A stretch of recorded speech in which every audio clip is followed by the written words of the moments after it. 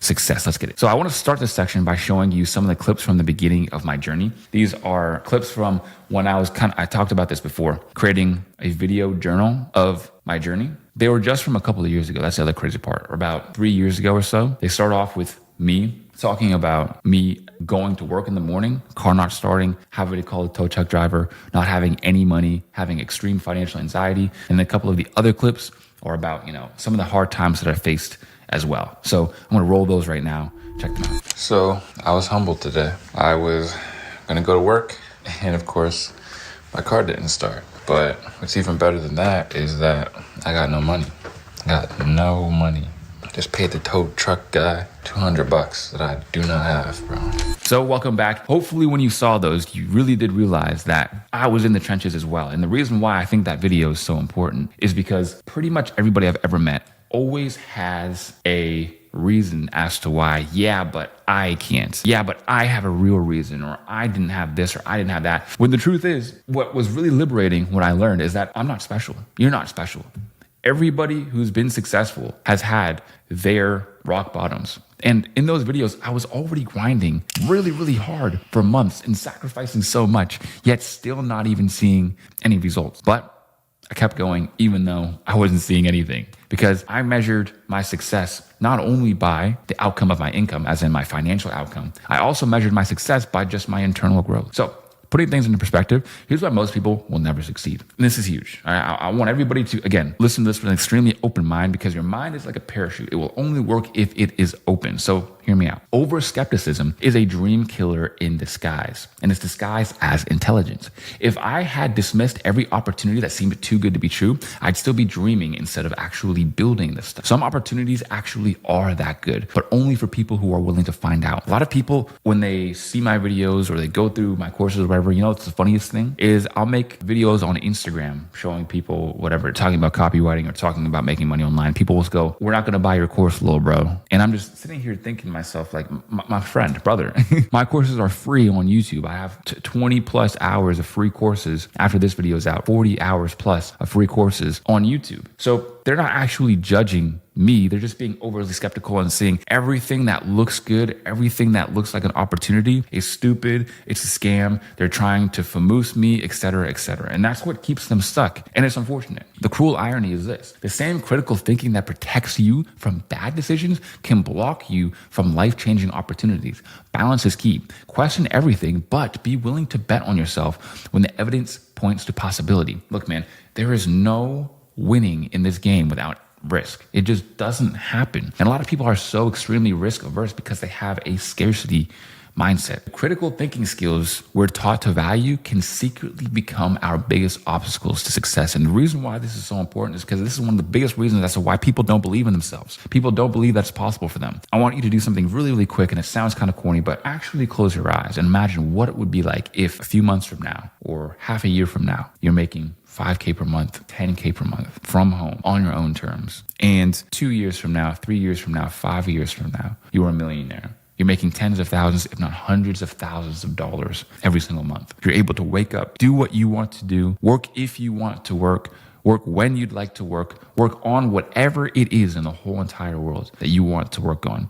And you feel extremely fulfilled. That can actually happen. But a lot of people, when they even think about that, they recoil. They get scared, because then that means, well, if I believe that, then there's a risk of me being disappointed. And of course there is. There's always going to be a risk. When you love somebody else, there's going to be a risk that they'll leave you. When you start a new job or start a new business venture, there's a risk that it's not going to be like it seemed like it was going to be. But the only way to live life without any risk is to basically sit there and do nothing, be completely insignificant. And if you're watching this video right now, that already tells me that you don't want that to be you, my friend. It's a double-edged sword that determines your entire financial future. When we analyze every opportunity through the lens of suspicion, we create what I call the rejection first mindset, which so many people fall victim to. This is where our default response to opportunity is doubt rather than possibility. Why? Because our brains are wired with negativity bias. We give potential threats far more weight than potential rewards. This made sense for survival prehistoric times, but creates a massive blind spot in today's opportunity-rich environment. And look,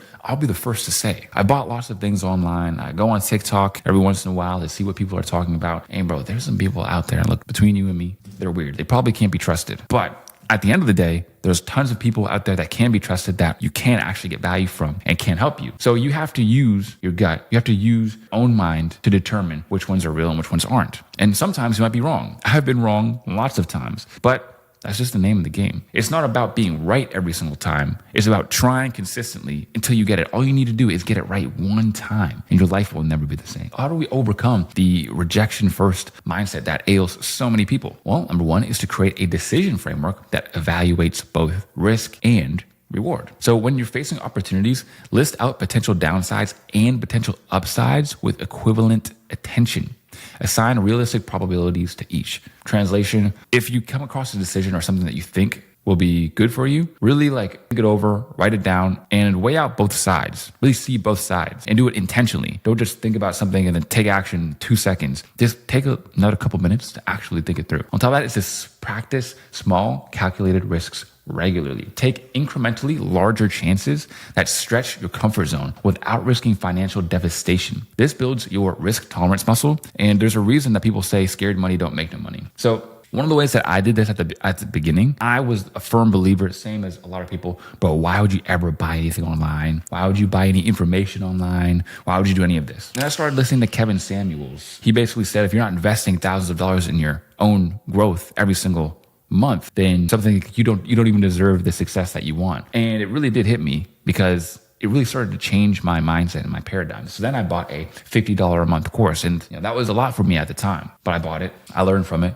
and I started warming myself up. I was like, okay, I got it, $50 a month. I learned some things, I got into it. And then I started buying, bigger and bigger things like I just showed you not too long ago. I started investing in freaking crazy $15,000 programs and even more and more. But I started small calculated risks. And then I saw what happened. Next is to surround yourself with balanced thinkers. So find people who are neither gullible nor overly cynical to help you process opportunities with more balanced perspective. Free communities are actually linked below. So for example, I have the free school community and the free Discord community where you can actually talk to like-minded people. Now, the reason why this is so important is because a lot of people get their financial advice from where? Their parents. Most people don't have rich parents. If you're watching this, you probably don't have rich parents. Otherwise, just go get your trust fund or just go get some money from them. Unless you just want to be more self-sufficient, then that's completely fair too.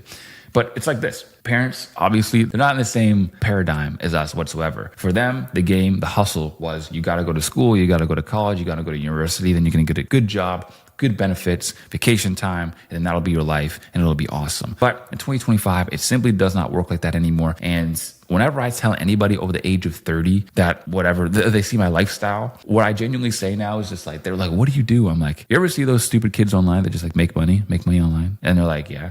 I do that.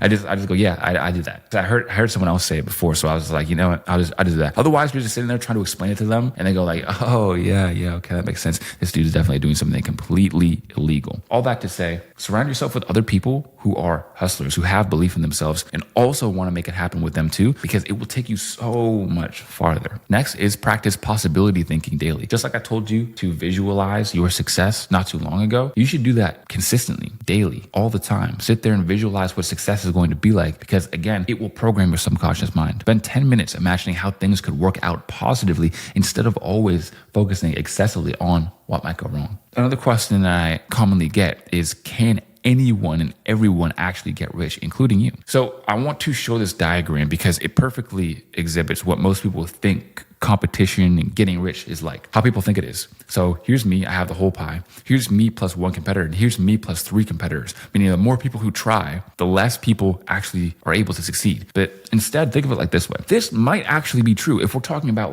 Apple versus Android. If you want to go out and make a smartphone company that's $1 trillion company, you're probably not going to, because yes, it's very, very competitive. But on the other hand, when we're talking about $100,000 a year, $1 million a year, my friend, there's so much opportunity for you to get to that level. And on top of that, one person's win and success doesn't mean someone else's loss and failure, because there's enough room for all of us at the top. And when it comes to competition, here's what it can feel like. It can feel like everyone else is absolutely grinding and they're so much better and they all have this bunch of years of experience and they all have these assets that you don't have and these advantages. But here's what competition can be like if you work at it hard enough for long enough, is you're the dude who's absolutely ripped and everyone else looks like a wet noodle because you have the assets, you have the skills from staying in the game.